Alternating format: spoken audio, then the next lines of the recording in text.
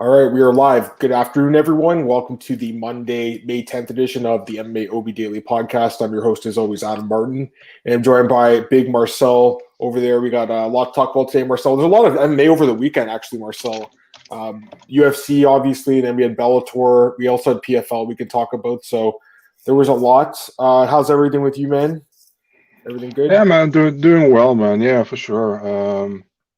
Just a good weekend. Not nothing too crazy, but yeah, doing well. How about you? Yeah, no, not too bad. Can't complain too much, man. It was a pretty good card. I mean, for what it was, we obviously lost a couple fights at the last minute. I know that you just broke some news. You want to tell the people what you broke on your Twitter? Yeah, man. Ben Rothwell, Felipe Lins is rebooked for May 22nd, and Amanda Hebas against Angela Hill is rebooked for June 5th. Yep. So yeah. And Edmund Shabazian and Jack Hermanson's also going to be moved from this week to next week too, guys. So Yeah. there's been some switch ups, but yeah, it just sucked having those fights fall off at the last minute, man. Marcel at the weigh-ins on Friday, and then obviously on Saturday with the Rebus fight.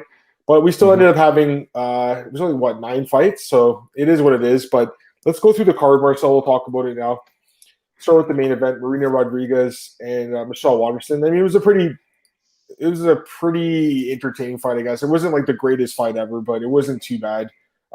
Marina obviously won. I think 49-46 is a good scorecard. It wasn't too good. Honestly, it wasn't too competitive. It was basically Marina just bullying Michelle across the octagon, outstriking her, landing the bigger shots. Michelle did have the takedown or whatever in the 4th round, had some top control, but didn't do anything with it. I mean, it was at 125, so it really shouldn't impact 115, although I think it will. Is this enough of a performance for her to get a title shot, though? I don't know. What do you think? Probably not, man. The thing is, you have Jungyeon fighting Carla Esparza next, and that's kind of unofficially a number one contender fight. You know what I mean?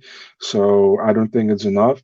The problem only is, yeah, we should try it next. Maybe Mackenzie Dern is possible. Joanna probably not going to take the fight because she thinks she only has to fight title fights for some reason. Yeah, maybe Weili Zhang, man. I don't know. I don't know what Zhang wants. It's kind of there are options, but those options are already a kind of a small options because you don't know what the other fighters want, and some fighters have more leverage than others. So yeah, Yeah, I mean, she's good though, guys. Like, she's yeah, definitely good. Look, if you look at her UFC record, right now it's 4-2-1. Honestly, I think I even scored the fight, the Esparza fight for her. It was super close. She lost a split, but like these fights were close, the draws and the loss. So I mean, she's definitely improved too. She's 34. That's the thing about her, right? Like, she's not young, so you probably have to strike while the iron's hot. I think that's why they wanted to give her a main event to kind of give her the rub a little bit. Does she get a title shot? I don't know. I do think you're right. Esparza or Yan, whoever wins that. But Maria's right there. And, depending on injuries and timing and stuff like that, I could easily see her slipping in to fight Rose.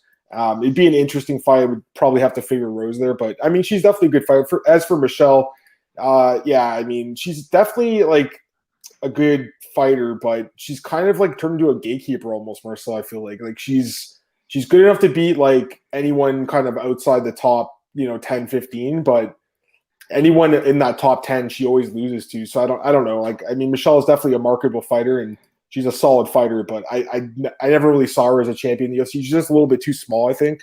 Maybe if they opened up 105, right? Yeah, that'd be the thing, right? Marcel? yeah. They should just do it only for Watterson and Loma, and they can they Yeah. can add some more fighters from 105 to the UFC. I mean, why not? Yeah. I mean, it's a lot more better competitive division than it's 145 at this moment, right? So I mean, Yeah. no. Yeah, no, I hope they do replace it. We talked about that earlier in the year. I think it was like on the prediction show. Jose, good afternoon, guys. Hey, what's going on, man? He says, who Oh, are the man. 2 ranked guys that turned down fights with Armin and Fiziev, according to Rubenstein? Well, I'm assuming Kevin Lee is the one that turned down Fiziev. Armin, I don't know. He said someone switched a weight class or something too. I have no idea, honestly. But yeah, I mean, that's going to happen, though. I mean, that's just a manager. That's pretty common, I would say. And I do Pavlich could fight next Romanov possibility. I don't know. That'd be a good fight though.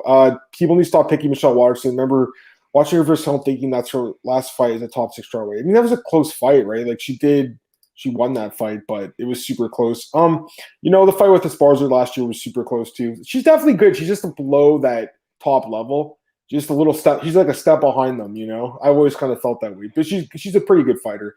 Anyways, let's talk about the co-main event because I feel like this is kind of what we should talk about here. So, man, like I talked about last week, guys, when we did the podcast, and I was like, Alex Moreau is the underdog. Are you kidding me? I talked about how wrong that was. Man, that I can't believe that he was the underdog in this fight. Just smokes Donald Cerrone, who has no business fighting anymore.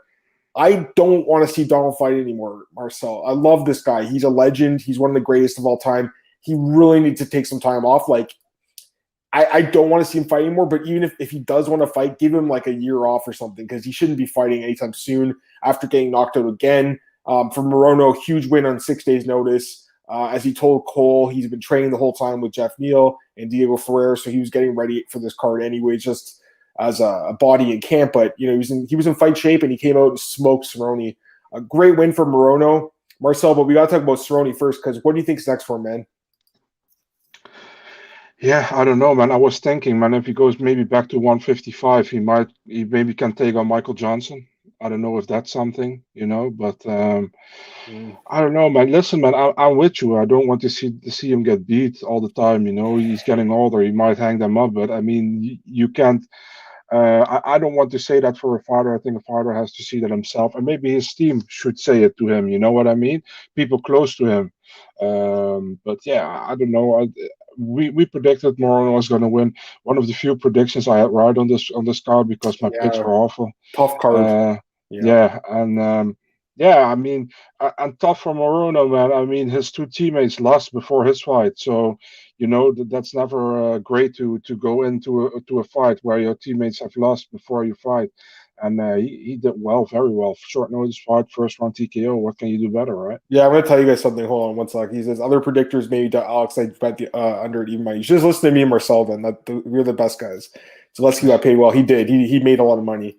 Cerrone Guida. Yeah, maybe like someone else like Lawler or something. Someone else who's kind of like at the end of the career. I don't know, man. I don't really want to see him fight anymore, guys. Honestly. You know, if you have to go... Yeah, if you have to go pick a fight for a fighter against a fighter you think he might has a chance against, it's maybe not that smart to still fight. You know what I mean? Yeah. So I'm going to tell you something. So I play DraftKings, right? And I needed Morono to get a finish basically to like put me in first place, and he did. I was freaking out myself because I thought I won $100,000, right? Because $100,000 is first place, but because there was only 9 fights, there was only so many combinations, so I tied with 100 other people, but that's still amazing. I still made it was like 1.5K. So it's a lot less than 100K because I split it with 100 people or whatever. But I was beyond happy, man. You know, to finish first place, guys, made me so happy, and it proved me I could do it again. So hopefully this weekend, Marcel. And Marcel, if I win the $100,000 next week or this weekend, I'll give you a tip, okay? Because I love you, bud. Right? But no, I was excited, but it was just crazy, man. Because again, so many fights fell off. But you know what, Marcel? To finish tied for first out of 31,000 people, I mean that's pretty good, guys, right? So I got to thank Morono for that one, man. Because when he got that knockout, I was like, I told my fiance, I'm like, oh man, I think we just won a ton of money. And then of course I was tied with a bunch of people, but it was such a good feeling, Marcel, because again, everyone's picking Cerrone here, and I'm like, man, are you guys kidding me? Like, Morono is an underdog in this fight. Unbelievable, Marcel. So, yeah, I mean, it was a tough card, but this is one that we both got right. What do you think's next for him? I mean, he's a pretty exciting guy, obviously. He's not, like, a great fighter, but he's pretty good. Is there anyone that, like, you want to see him fight? Like, he's a pretty exciting guy. You know what, man? I was thinking, and maybe it's a weird choice, but do the rematch against Nico Price. You know what I mean? The first fight got Nico won that fight. Good fight. Got overturned in a no contest because Nico was busy with marijuana and stuff. But why not? That's a fun fight, I think. And I think Morono lost to get that one back because he got basically KO'd in that fight. So yeah. Yep. Yeah, no, that was a great fight. I think he even dropped Price in the first round. I remember that was a crazy fight. Like, it was a good fight. And then, you know what? Here's the thing. Like, people think, like, oh, man. Some people were saying, like, some prominent journalists calling this guy like a prospect. Come on, guys. Like, if you pay attention to the sport, he's been in the UFC for 5 years, over 5 years. He has, 13 fights in the UFC or something? Like, he's not a prospect. He's also been fighting MMA, Morono, since 2010. So he's a veteran of the game. He's an underrated fighter. He's always. I feel like he's an underdog a lot of the time. Marcel often comes through. He's a guy that a lot of people just don't give a lot of credit to. I understand beating Cerrone in this stage of his career is not a great win, but it's still a big name on his resume, man. And you know what? You got to give the guy a lot of credit. Stepping in on short notice and winning the fight like the way he did, very impressive. And like I said, he won me some money, guys. So I'm really indebted to this guy. All right, let's talk about this next fight because I definitely didn't see this one coming. Really, I mean, I talked about it a little bit. I said, Neal Magny is the guy who pulls off upsets. So I said, don't bet on Jeff Neal on the spot. At least I stayed away from Neal. It wasn't my greatest night of betting. I'll say that. It was like a slight loss. It wasn't horrible. Morono saved the night. But this was one where I did stay away from Marcel, but still, like, I saw a lot of, I guess I know our boy AJ, he had Neal, and a lot of us were just disappointed in his performance. And someone had asked me on Twitter today, what's the guy's name? London, Sports London. I don't know if you're here, if you're in the chat right now, man, but he said, can you talk about Jeff Neal a little bit? Because Jeff posted on his Instagram after like a long statement about how he's been feeling really sick. He was really sick last week, almost pulled the fight, didn't. And also he cut like 31 pounds, I think he said, 31 pounds in a week of weight. So he's been dealing with a lot of health issues the last couple of years. And, man, I feel really bad for this dude because it felt like he was on this track to like a title shot at one point. Like after he knocked him like Perry and he had so much momentum, he got sick. COVID happened. He was working a second job as like a waiter because the UFC wasn't booking him for fights. Then he finally gets a fight book last summer, gets sick. So it's just crazy what's happening to this guy. I feel really bad for him because I really like Jeff Neal, but man, he the last two fights, Marcel, against Wonder Boy and now against Magny, has not looked like the same guy. He doesn't have that same explosion or pop that he used to have. And it's definitely worrisome. I feel like, Jeff Neal is kind of on the downside of his career, which sucks because I think the guy is so talented, but it feels like these health issues have kind of hindered him lately. So I hope I'm wrong, guys. I hope he can bounce back. Maybe they'll give him an easier fight. He'll knock someone out. He'll get his confidence back. I don't know, but if it's a health thing, then that might not matter anyways. So, yeah, Neal Magny though, I thought he looked really good. I thought he won probably all 3 rounds. I thought his body kick was money. He kept throwing that body kick. He was good in the clinch. He was just a lot faster. He just used his veteran smarts and won the fight, man, as an underdog once again, Marcel. He's always the underdog and he pulls it off all the time. So give me your thoughts on this fight, man. If you lost your fight right before you get a Neal Magny fight right after that, man, that's so tough all the time. We talked about it last week, man. I said to you, like, I'm 50-50 on the fight, because Neal Magny always has a way. It's just not. It's not it's an annoying fighter to fight, and I don't mean that in a bad way. But he always finds ways to win against people you don't expect him to win against. You know what I mean? So yeah, I felt I had the first round I think for Jeff Neal. The second round I went with Neal Magny. You saw how further the fight was going that Neal Magny was taking over. You know what I mean? So I pretty much knew that after the second round I was like, yeah, Neal Magny probably going to win this fight. Yeah. And he did well, and man, people keep counting him out. I did as well. Actually, didn't do really count him out because I said it's possible for him to win, definitely. But I still went with Jeff Neal, So good one for Neal Magny, and man, if he wants a Chimaev fight, book him against Chimaev. I don't care, man. I mean, if both guys want it, why not? Yeah, I know he talked to James about that today, I think. I don't know. I just saw it posted.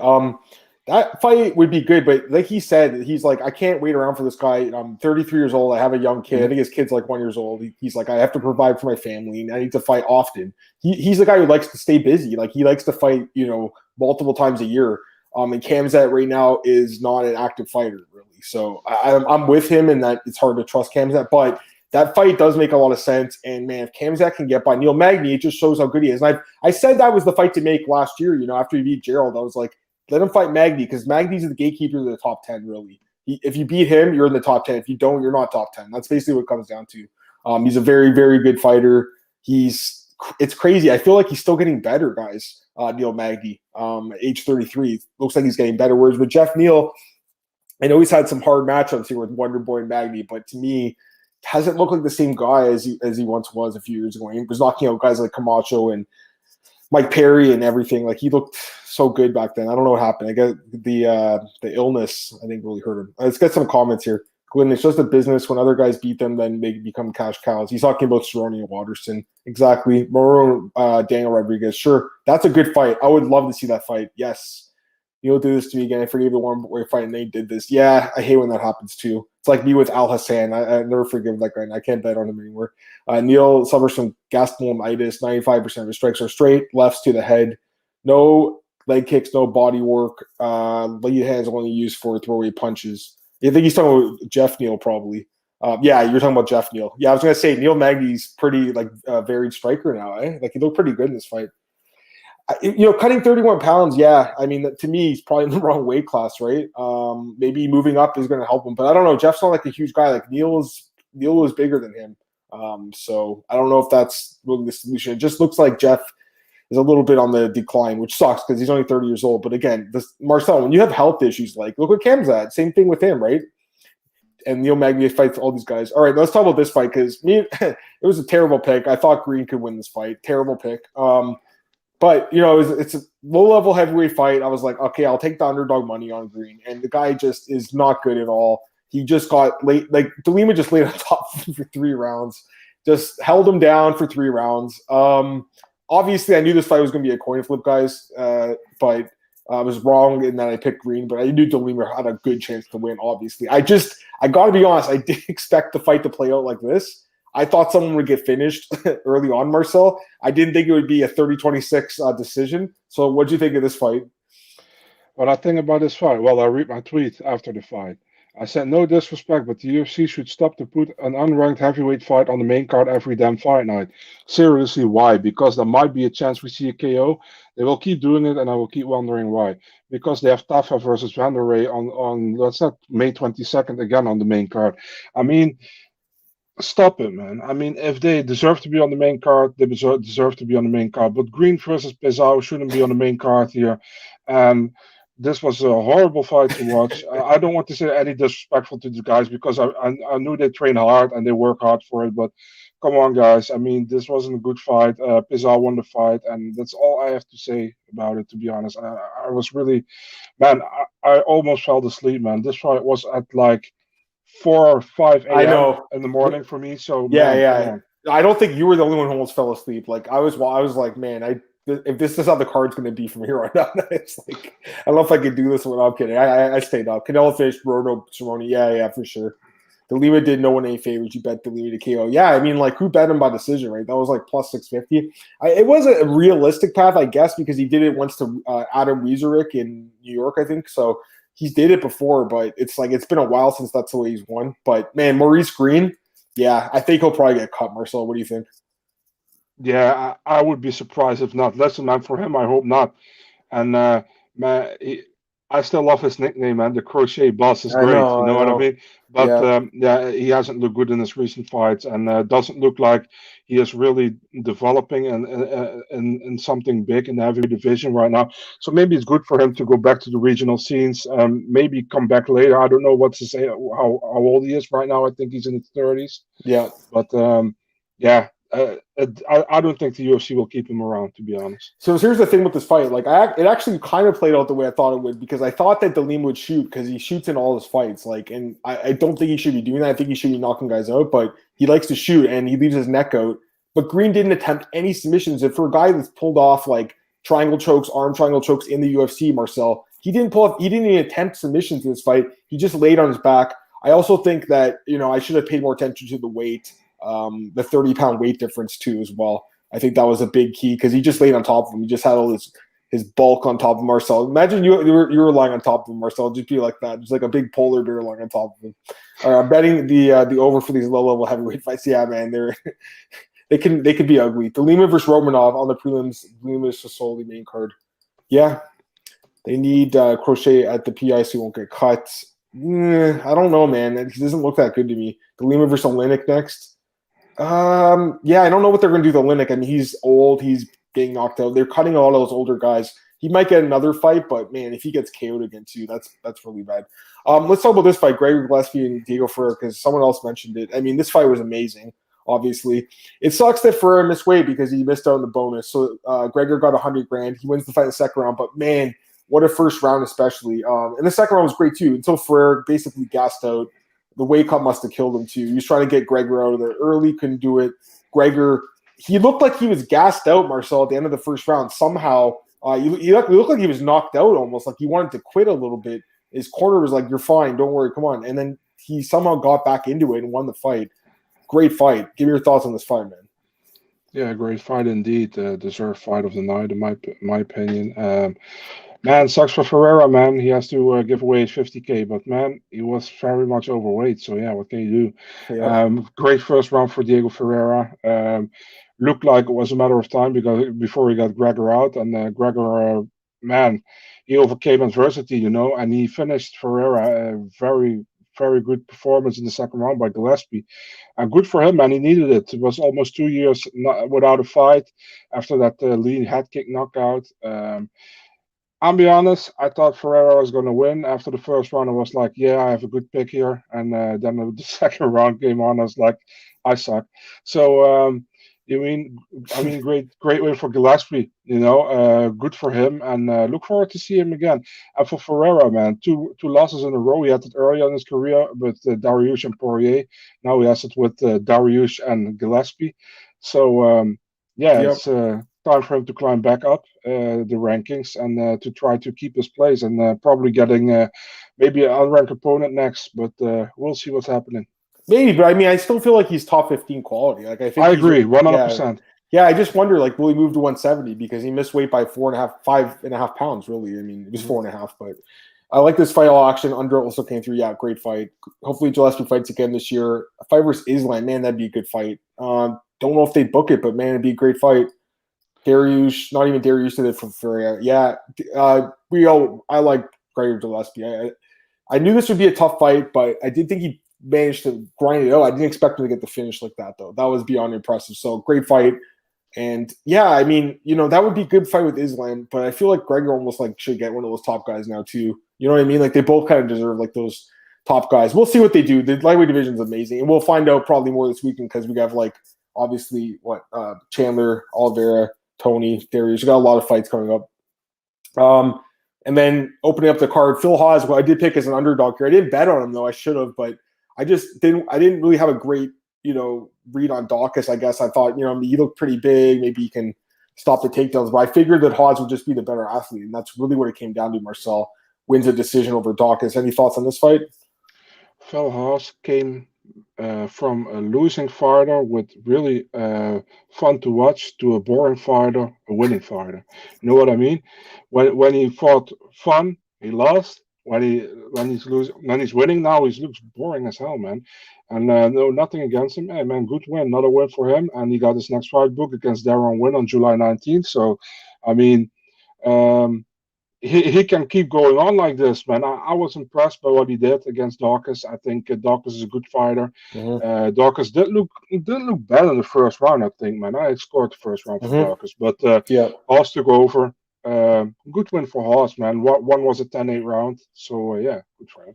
Yeah, no, he definitely looks solid in this fight. Let's go to the next one here because this one, to me, I'm not sure about this decision, guys. I thought Ludovic Klein won this fight. I thought he won the first 2 rounds. I thought they were both really close rounds, but I did think in a close round, that late takedown and that control should win him the round. In a round that I thought he was slightly winning on the feet, anyways. So to me, it's like I don't want to be like lazy about it, but I don't think that's being lazy. I think the judges gave him no credit at all for those takedowns. I thought it was high fight IQ. I'm watching and I'm like, man, this guy's a smart fighter. He's going for that takedown to cement the round. I thought he won the first 2 rounds. 30-27 Trezano is insane to me. That is crazy. The judging on this card was not great. We'll talk about the next fight too. But Marcel, I thought Klein won this fight, man. And if you look at MMA decisions, a lot of the media also agreed with me. So I don't know. What'd you score it? So, from a neutral perspective, the third round was the most clear round. The third round Trezano won. I agree with that. That was but the I most thought clear Klein round. won the first 2. Yeah. Right. The first 2 were very close in my opinion, and Klein had that takedown in the last minute on both rounds. I also thought that would probably sway the judges into Klein's favorite, but he didn't do much with top control he had, to be honest, And like I said, I expected Klein to get the first 2 rounds, but I mean, for some reason, the judges didn't score a lot of wrestling last Okay. Saturday, I think. But I mean, 29-28 Klein would be perfect for me. Would be good.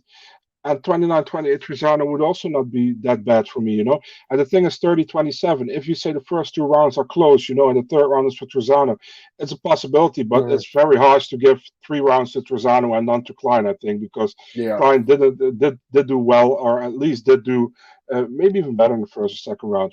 So overall, a good fight. But yeah, I think those are one of those fights that people will never be happy with. And Mhm. um, yeah, I understand the controversy here. So yeah, close fight. What can I Yeah, it say? was It was, close. but it was a fun one. I really liked the fight. It was a great fight. So I thought Klein fought such a beautiful fight, guys. I really did. I thought he did so well circling away, landing those kicks, moving away from Trezano. Trezano had the forward pressure, which obviously won him the fight, just moving forward. But you watch that fight, and Klein to me did more on the feet. And then you're right, the takedowns he could have did more with them, and that probably didn't help him. But even still, Marcel, I thought that he won the fight. Either way, it is what it is. It I was a close fight, but I, go ahead. I expected Klein to get the decision 29-28, but when I heard 30-27, I knew Trezano was getting it because he Really. for sure won the third round. That's the thing. Glenn's talking about this Ferreira fight. We'll talk about that in a little bit. Thoughts on Jake Paul's actions? Yeah, the hat thing. I mean, the guy knows what he's doing. Klein won, but the close round. Yeah, they were close rounds, but I thought he still won the fight. I thought round two. Yeah, it was close to. I mean, the thing is, one of the judges had him in the first round. All three of the scorecards were different. That's the problem. That's why people are like, can't they agree on anything, right? Judges don't value takedowns. There's little no strikes or. I agree with that part with the strike because Trezano was like punching you in the back and stuff.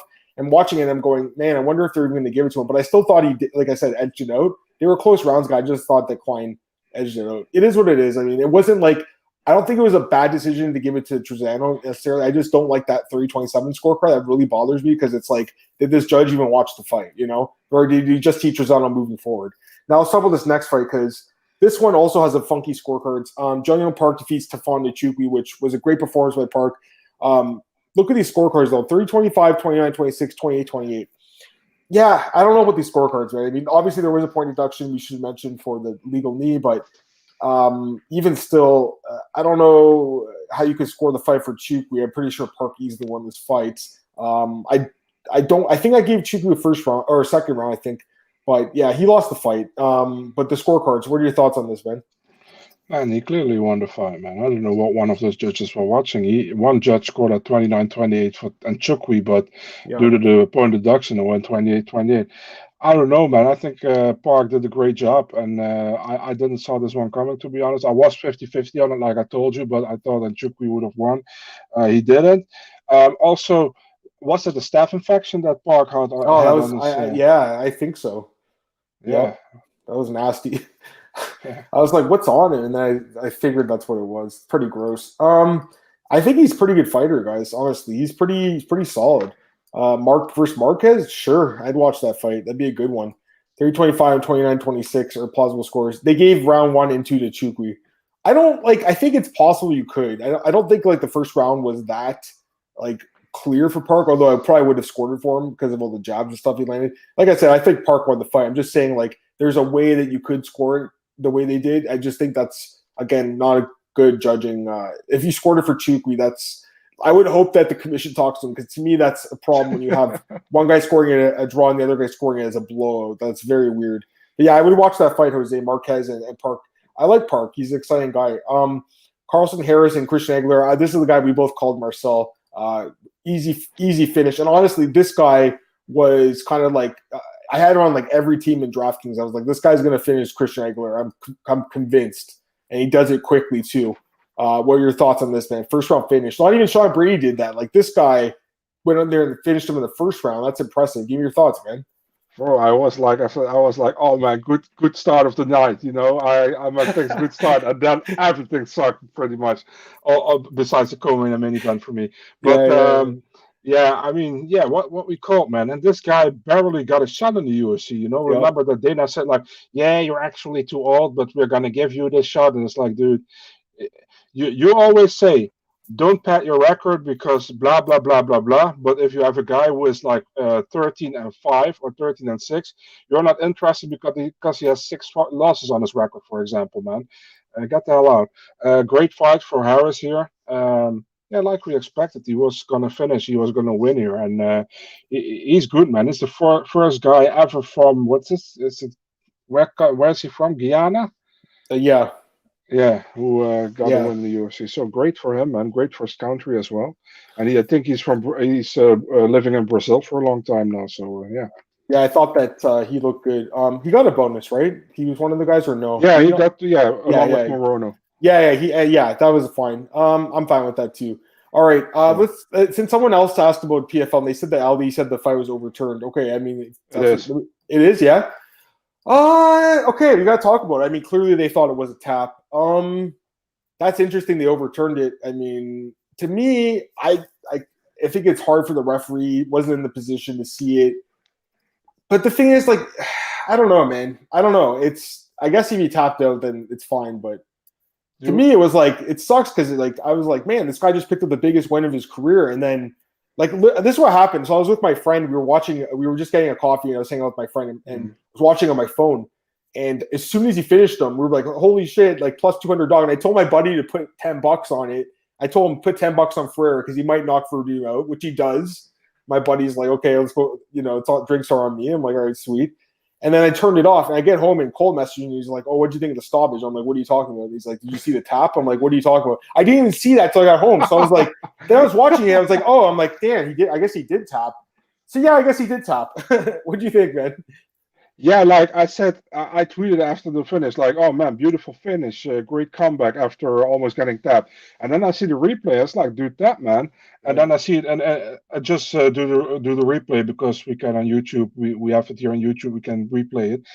It's a clear tap, in my opinion, And the thing with the overturning, I don't agree with it because a no Yeah, that's contest weird. means both guys got 1 point. If Yeah. you are sure he tapped and you want to overturn it, you give Werdum the win by submission. That's the right way to go. And not listen. You either keep it the KO for Ferreira or you give the submission win to Werdum, but don't go with a no contest and give both guys 1 point. That's just you're just a punk if you do that. You gotta you gotta make a choice. It's in just my the easy opinion. way out. Yeah, it's taking the easy way out. Yeah. The thing is, yeah, I mean, here's the thing, like, so they're gonna overturn that, but they don't overturn it when a guy doesn't tap out and they call it a submission. Like that guy against JP Buys on Contender Series, he didn't tap out and they called it a submission. You can't overturn that. We've seen lots of guys get finished. What about Ankalaev and Kiltalaba? Like they don't overturn that. So it's to me that you're opening up a can of worms. I know it's a TKO different, but go ahead. Yeah, I did, but I didn't have a problem with that one because I think Kutilaba fucked himself there. True, for sure. Anyway, sticking to this, but sticking to the submissions, like I've seen again, instances of guys. But also, go ahead. Yeah, don't you feel that when it's a UFC fight, it's like 20 times more difficult to overturn? Yeah, exactly. And they're in this commission in New Jersey that just overturns it in 2 days. It's really weird, right? Like I thought there was like a appeals process. It takes months to do this. In Vegas or Nevada, it takes months. So to me, it's kind of bizarre, and it just shows the influence of Ali, if anything, because like his boy got gypped, I guess, and this is what happened. So yeah, it sucks about Ferreira loses the win, and like you said, 1 point now because of the no contest. So yeah, let's talk about the other fights in the card. It was a decent card. There were some good fights. Really quickly, Kayla Harrison. I mean, what else is there to say? She's going to win this tournament again, right? Dude, she will win the tournament with 2 arms tied on her back. Come on, man. Yeah, this fight was. I said that during the Dandois against Caitlin Young fight.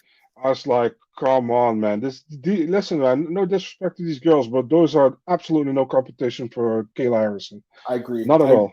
I agree. I agree. Yeah, let's talk about the next fight here. Brandon Sales. This was an amazing fight, I thought. Brandon Sales and Muhammad Usman. What a fight, eh? Brandon Sales is 40 years old. He hasn't fought in 3 years. He doesn't have that much experience. Man, he looked incredible in this fight. I don't know who this guy is really. I don't have a ton of knowledge about him, but I'm looking at the card last week with AJ. We broke it down. We're both like, yeah, Usman should roll. I mean, it seems like they pick his matchups pretty well, but he is not Kamaru Usman. And not only did he not look good, I think Sales just looked really good. His boxing looked really good. His ground game looked really good. Marcel, I don't know much about this guy, but to me, he looks like a guy who could win this tournament. What do you think? Dude, I told you, man, right after the fight, via DM, I fucking knew it, man, that it's This going guy's to happen. really good, man. Yeah, because, I mean, listen, Muhammad Usman, he's not a bad fighter at all, in my opinion, Yeah, but he's also not world class, you know?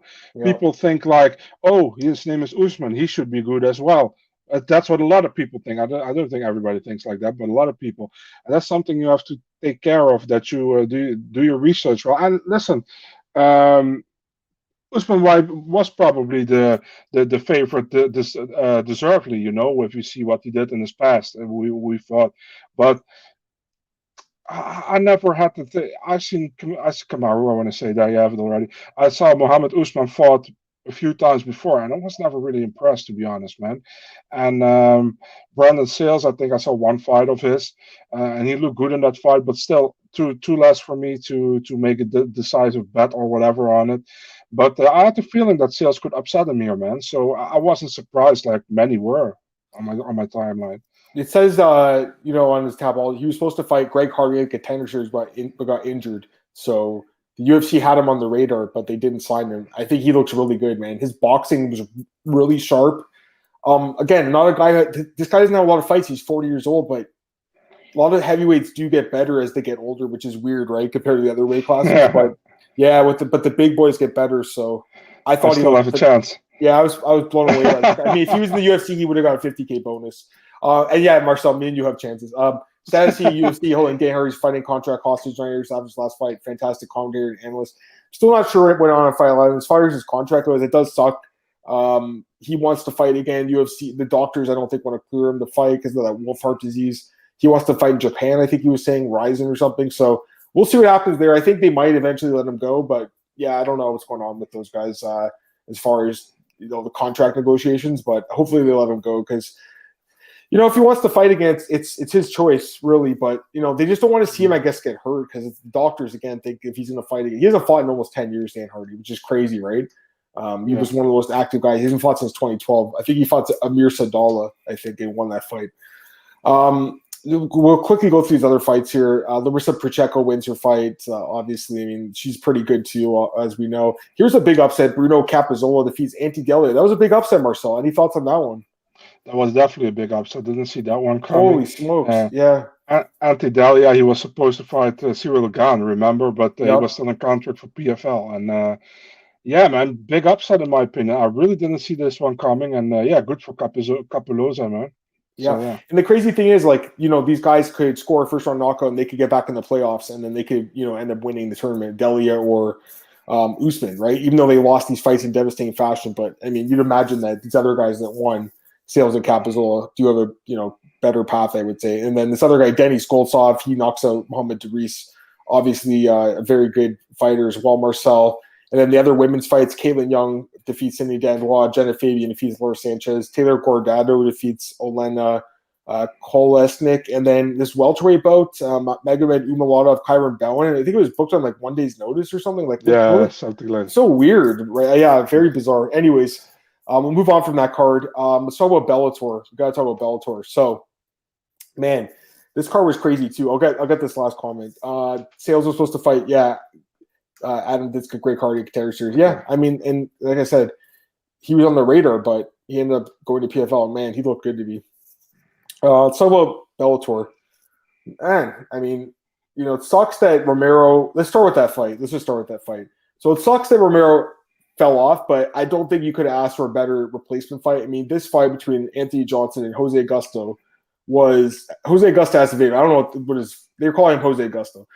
This guy – put on one hell of a fight with a broken hand or something, and almost knocks out Rumble, drops Rumble. Rumble comes back from the dead, and shows more heart than he's ever had in his whole career, and knocks out Augusto with a brutal right hand in the second round. This was one of the best fights of the year. I absolutely loved every second of this fight, Marcel. When I watch a fight like this, it reminds me of why I love this sport so much. It was just so much violence, so much fun, and so much respect at the end of the fight. They're both, taking some pictures and stuff, which I thought was super cool. I love this fight, man. Give me your thoughts on this fight between Jose Augusto and Anthony Johnson. Yeah, it was a really fun fight, man. I think very competitive as well. I think many people didn't thought it would have been competitive at all, but man, Anthony Johnson got tagged in the first round, and I remember the thing was funny when he got interviewed. He's like, "No, it was okay," and then he watched as, "Oh yeah, what the hell?" Like, okay, that happened. Uh, when he came back, man, and almost vintage Anthony Johnson fashion, knocked him out second round, and will proceed in the tournament against Nemkov, man. So yeah, but we got to give credit to Jose Augusto Gugu, I think his big nickname is. Yeah, yeah. Yeah, we got to give credit to him, man. Short notice fight, taking this fight against somebody like Anthony Johnson, and almost stopped him in the first round. Well, what would have been happened if that happened? Crazy. So yeah, great fight. Yeah, I love the fight. I absolutely love this fight. If you missed this fight, please go back and watch this fight. It's on their YouTube. You can watch it. It was an amazing fight. Love the fight. But yeah, Anthony Johnson's fighting Vadim Nemkov. And man, after seeing him get dropped and stuff in this fight, it's hard, I think, to pick him in that fight, but he still got the power. So you can't count him out. But I do imagine Vadim will be favored to win that fight. Let's talk about this main event here. Sergio Pettis defeats Juan Archuleta. I didn't see this one coming, man. He looked incredible. I thought he won every round of the fight. I thought he looked phenomenal in this fight. Just better striking. Archuleta is a really good fighter. He rarely loses. He did lose to Pitbull, but other than that, I mean, he rarely loses. And he lost every round, I thought, to Sergio, who looked phenomenal. Too bad he's not in the UFC anymore. I mean, UFC, I don't know why they let this guy go. He's really good. Any thoughts on this fight? Yeah, kind of shocked to be honest, man. Not that I think that Sergio Pettis ain't great, but I didn't saw Archuleta losing this fight, Yeah. and he did. Pettis was very convincing in how he fought. He was very good. I think probably the best Sergio Pettis I've seen for a long time, and yeah, he got the belt now as well, Bellator belt. Getting into the footsteps of his brother with the WC and UFC belt. Now he got the Bellator belt, so. Yeah, I mean, great win for him. Great fight for him. He called out Kyoji Horiguchi after the fight. I like the fight. Like I said, man, if Archuleta won, I would have liked him versus Rofean Stats, but I don't think Sergio and Rofean gonna fight each other. They are training with each other. So yeah, the Kyoji fight makes sense. So yeah, I'm for it. Yeah, that'd be a good fight. But man, this was great performance. It was like a really breakthrough performance, I think, for Sergio. And I think a lot of us knew he was good for a long time, but never was able to put it together. And I think he really is now. So very impressive. Let's talk about this fight. Peter Quelly defeats Patricky Pitbull via second round doctor stoppage. Now, there's a few things to talk about this fight. I personally thought Pitbull was winning the fight. But the judges actually had Cooley, I think, 2 had a tie and 1 had him winning both rounds, which to me is insane. I guess you could give him the second round because he threw it. It was a nasty elbow that caused a huge cut. But man, we've seen such worse cuts that didn't stop the fight, and Pachuki wanted to fight. I don't know. It's hard to say. Like if you're a doctor, you see a guy that his head bust is open. I feel like you're going to stop it. But at the same time, Marcel, we've seen so many worse cuts before too. So I don't know about the stoppage, but like to me, it was like almost like a lucky elbow in a way because he was losing this fight and landed the elbow, beautiful elbow, but it bailed him out of the fight, man. Got him the win, so he picks up the win as the big underdog. Just give me your thoughts on the stoppage. Yeah, man. I mean, kind of sucked, the stoppage, but yeah, I feel they can rebook it. You know what I mean? So I don't know if Peter Kelly is really into rebooking that fight. I think Patricky will definitely be. Um, I was more shocked about the scorecard from Jacob Montalvo in 2018 for Peter Kelly going into the third. How? Yeah, I have no idea. I have honestly no idea. Yeah. So yeah, overall, man, it's typical MMA. One guy is better, in my opinion, and the other guy has a really good shot or something, and he opens cut over up, and the fight is over. Yep. It kind of reminded me in a less devastating way with the Jair Rodriguez against Korean Zombie fight. Where Korean Zombie was up 4-1 in my opinion in rounds, and he got knocked out in the last second. And Yeah. man, no disrespect to Jair, but I was so kind of upset with it, man, because Korean Zombie did such a beautiful fight, and then got knocked out like that in that fashion. Great for Yeah. Jair back then, but that was so devastating in that moment. And this is a little bit less devastating, because I don't think this wasn't as important as that fight back then. That was 5 rounds, a 3-rounder, but. I would like to see this fight rebooked. I have no problem with that if they want to rebook it. It was a good fight. Yeah, we're going to talk about it right now. Can Killer Michael Venom Page. All right, guys. I mean, listen, like, obviously it was a nice kick, but Derek Anderson's hands were at his waist. Anyone would have knocked him out. Anyone on the roster, anyone in the UFC would have knocked him out. You put a professional fighter with his hands down against a guy with Michael Page's abilities. Come on, that was asking for it. Not only that, but this guy's had some serious health issues, apparently kidney failure or something, like in his training camp. He lied about it, didn't put it on his medicals. Now he's going to be suspended. He also got his nose busted. So this guy has just been beat up, but he should have never been in this fight in the first place. And once again, listen, Derek Anderson, he's not a terrible fighter, but come on, guys. This guy, are you kidding me? This is the guy that people thought was going to beat Michael Page. Can we look at the guy's last 5 opponents? Okay, Derek Anderson, Ross Houston, Shinzo Anzai, Giovanni Miello, and Richard Kiley. Come on. These guys are not good fighters, man. I'm sorry. This is the definition of mediocre fighters. Go ahead. And why does Page always fight a catch weight?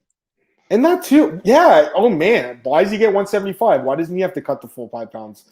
I'm tired of this guy, man. I'm not that entertained by him because I've been seeing him do it for years. Like, it gets boring after a while where he's just beating guys that he's so much better than. And again, you know, if Anderson was in the fight, if he had his hands up and was throwing and got caught, I would have been like, nice knockout. But he had his hands at his waist, guys.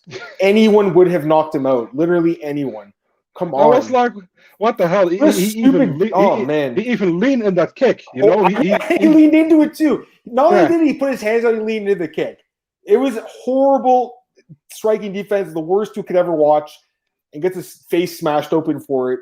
Again, I don't think Anderson's a terrible fighter, but let's look at his Bellator record. 1, 2, 3, 4, 5, 6, 7, 8-4. So to me, he's like, you know, in Bellator, he's an 8-4 record. So he's he's an average welterweight, right? That's what he is, an average welterweight. Can they not find him someone better? Why did they not book him against Lawrence Larkin, who also fought in this card, who now says, I want to fight at 170 again? They couldn't have did a catchweight, Marcel. Why didn't they book that fight? So to me, it's like, you know, you can't be like, we couldn't find an opponent for this date because you had Larkin on the same card. So to me, I'm just I'm tired of it. I showed the clip to a friend of mine with that kick, you know, and that the friend of mine doesn't watch MMA at all. So he's like, is this WWE? It's like, no, man, this is real. He's like, why does it look like he leaned into it? I said, I have no idea, man, but this is real. He's like, I said, look at him, his nose is broken. It's like, oh, okay, but he doesn't watch MMA, you know what I mean? So it's like, how can you, you know? It was dumb. I heard Gregorius. What's going on, man? Which fight did you sleep, Marcel? Which one? Rogerio de Lima and what was Maurice Green? Marcel fell asleep. Straight wager. Page opening at -150 was insane. Yeah, no, for sure. I mean, I thought he'd win this fight. To me, it was a good matchup for him. Don't get me wrong, like, he's still a good fighter. I just don't like the matchmaking. I'm tired of it. I just want to see him fight someone better. Is that hard to ask for? Like, come on. Like, Derek Anderson, come on. Who actually thought Derek Anderson was going to win this fight? No one. Yeah, but also MVP isn't like 22, 23, 24. He's 34 years old, too. People think he's still a kid. He's also been in Bellator again since 2012. So he's been in Bellator forever, too. It's not like he's new, guys. He's not, even 5 years. He's 10 years into this. So crazy to me. Let's go through the prelims really quick. Rafael Stotts defeat Josh Hill. Looked great. Lorenz Larkin defeats Carvalho. Split decision. This fight was close, man. What'd you think? Who'd you score for? I have to be honest, I didn't see this fight. Okay, no worries. It was a super close fight. I thought it could win either way. I think Larkin probably did a little bit more, deserved it, so no worries. Patchy Mix gets the third round finish. He had to work for it. It wasn't a great performance by him, but he eventually did get the finish. Johnny Eblin with another knockout or a nice win here over Daniel Madrid. Johnny Campbell, huge upset over Henry Corrales. Johnny Soto, huge upset over Weber Almeida. Then Eric Perez as a big favorite wins against Blaine Shutt. But we had two massive upsets. Johnny Campbell was plus 600 and Johnny Soto was plus 500, I think. So two crazy upsets. And again, everyone always just parlays these huge favorites in Bellator, and this is the risk of it. Like, I don't like doing that. I don't like laying minus 900 on guys, and that's the risk. We forgot to talk about Benoit, the Benoit weigh-ins. Yeah, so the first attempt, he couldn't even stand up on the scale, and then he had to stand back up, I guess, because he had to register a weight to get his show money, I guess. I'm assuming that's what it is, but yeah, it was bad. Go ahead. I want to go back to the Bellator, those big favorites. The Mm-hmm. thing with Bellator is, if you look at the UFC, the only time you have like a plus 1100, plus 900 favorite is when it's a champion, a good, I great know. champion. And Bellator is like weekly. We have on the prelims, we have Thank like a you. plus And you know what 900. the funny thing is? There's so many fans that defend it. Like, oh, it's Bellator. Like, it's almost like Bellator doesn't have to have the same type of good matchmaking the UFC does. Like, there's some good fights in this card. Don't get me wrong. There was some good matchmaking in this card. There's some close fights, but some of these huge favorites, like, come on, like these are fights that we don't really need to see. Some of them, Marcel. So yeah, there was some upsets, and that just shows that guys are more evenly matched than everyone thinks. But at the same time, I just think it's a bad look when like every week there's like 4 or 5 guys that are minus 1,000 or more. It's not that interesting. Like, I'd rather watch pick them. Like, if you look at the UFC card this weekend, almost all the odds are like, they're almost all pick 'em fights, guys. Look at the odds. But if you compare it to Bellator's card, it's night and day. Anyways, we got a few minutes left to talk about some other stuff, I guess. Yeah. Anything that's been grinding your gears, Marcel? Anything else? Not really, to be honest. No. Let me just see what else we're forgot to talk about here. Gordon Ryan's going to fight Shinya Aoki in a grappling match. So he's going to weigh like a lot more than it, apparently. Yeah. Chuck Liddell wants to fight Jake Paul. He said he's open to fighting. I saw that article of you. Please not. Please not. Quickly, we'll talk about Canelo beating Billy Joe Saunders with the broken orbital bone. Did you see this fight? Did you see the finish? I don't watch boxing, to be honest, man. Yeah, no worries. I didn't get a chance to watch it either, guys, but I did see the finish. Honestly, it looks pretty brutal to get busted up like that. A lot of people said he quit, but it's probably a smart thing, if anything. That's pretty much it. I mean, it was kind of like, it wasn't that great of a weekend, except for like really that Rumble Johnson Jose Augusto fight. Gamron says he's a big name opponent next. Yeah, I wonder who that could be. Maybe it's, I don't know. Would it be Gregor? That'd be a fun fight, eh? Anyways, if you guys have any last second questions, we'll take them, but we'll get out of here a few minutes early if not. But yeah, Marcel, tomorrow we'll be back with you to break down the card this weekend. We won't break down Jack and Edmund because the fight's not happening now, but still got 12 fights. That fight, Sean Soriano, Christos Giagos, that's official, I think, now. So yeah, we have that fight to talk about and 11 others, including Chandler and Oliveira. So we'll come back tomorrow and talk about it, man. Plug your stuff. Let's get out of here. Bit Marcel24, Twitter, Instagram, MMA DNA Twitter, Instagram, YouTube, and Facebook. There you go. Me, I'm at MMAOB Podcast, MMAOddsbreaker.com. You guys know where it is. Like, share, subscribe, tell your friends about it. Also available at bjpen.com, MyMMAnews.com, and Elite Fantasy. All right, guys, have a great day. We'll be back tomorrow at 4 p.m. to break down UFC 262. Peace.